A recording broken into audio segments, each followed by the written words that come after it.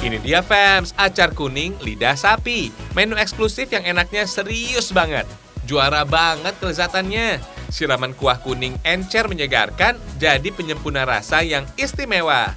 Kombinasi wortel dan mentimun juga lengkapi potongan lidah sapi yang siap untuk dinikmati. Fams, betul banget apa kata orang, udah tidak terlalu bertulang. Menyantap acar kuning lidah sapi nggak perlu banyak perlawanan. Berbeda dengan daging utama pada sapi, tekstur daging pada lidah nyaris nggak berserat. Lembutnya dapat, nikmatnya sangat. Sebagai sumber vitamin B12, lidah sapi bisa meningkatkan fungsi saraf dan memproduksi sel darah merah. Yang pasti, fams, lidah sapi nggak setajam lidah kamu yang sering gibah. Hihihi.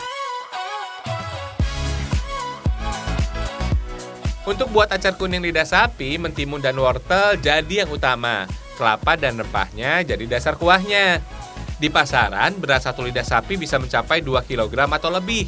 Biasanya sih pedagang menjualnya utuh atau satuan lidah. Tenang, semuanya bisa dimakan kok, karena lidah tidak bertulang. Hihihi.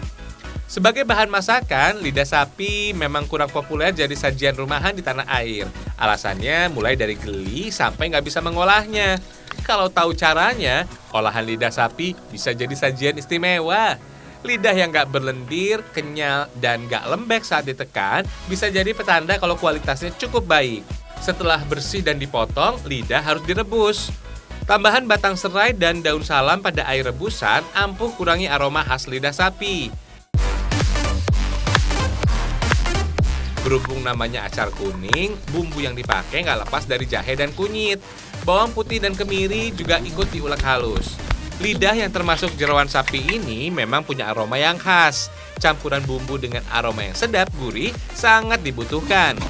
Fams, ada 2 jenis acar yang umum diolah. Ada acar matang dan acar mentah dengan cuka dan air garam sebagai pengawetnya.